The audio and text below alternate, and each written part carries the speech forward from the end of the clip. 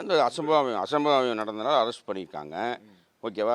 அது முறையாக அரெஸ்ட் பண்ணியிருக்காங்க. நம்ம முறையாக வந்து பெயிலுக்கு மூவ் பண்ணியிருக்கோம். அதுவும் கிடச்சிரும். ஏன்னா ஒன்றும் இதனால ஒன்றும் பிரச்சனை கிடையாது.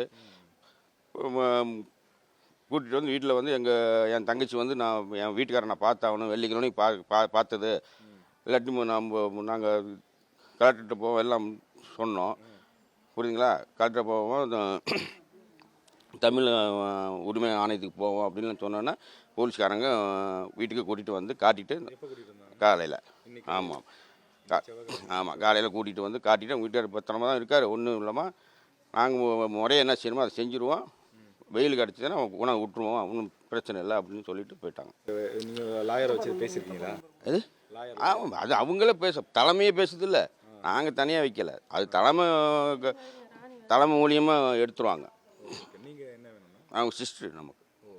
ஆமாம் ஆமாம் ஆமாம். மேற்கொண்டு போலீஸ் என்ன சொல்கிறாங்க? அதெல்லாம் ஒன்றும் சொல்லலை. அதெல்லாம் மற்றபடிலாம் ஒன்றும் மிரட்டல கிரட்டில் அதெல்லாம் ஒன்றுமே எதுவுமே சொல்லலை. பார்க்கணுன்னு சொன்னாங்க. அவரை நான் பார்க்கணும், வெள்ளிக்கிழமைக்கு பார்த்தது என் வீட்டுக்காரை பார்க்கணும்.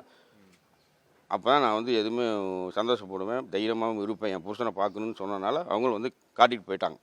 ஒன்று தலைமையிலேருந்து உங்களை கான்டாக்ட் பண்ணலாம்? அதெல்லாம் ஒன்று, அதெல்லாம் யாரும் கான்டாக்ட் பண்ணல. ஏன்னா இப்போ அவரை வந்து அரெஸ்ட் பண்ணியிருக்காங்க மாவட்ட. இல்லை அது அவங்கவுங்களுக்கு அவங்க வேலை பார்ப்பாங்க. ஆனால் மொத்தமாக தான் பெயில் எடுப்பாங்க. ஃபேமிலின்றப்ப உங்களுக்கு ஒரு தைரியம் தான் சொல்லியிருக்கிறோம். ஒன்று நாங்கள் தைரியமாக தான் இருக்கோம். அவங்க பெயில் எடுத்துருவாங்க. 3 பேருக்கு எல்லாத்துக்கும் சேர்த்து தான் மூவ் பண்ணுறாங்க. தனித்தனியெல்லாம் மூவ் பண்ணல, எல்லாம் சேர்த்து தான் மூவ் பண்ணுறாங்க.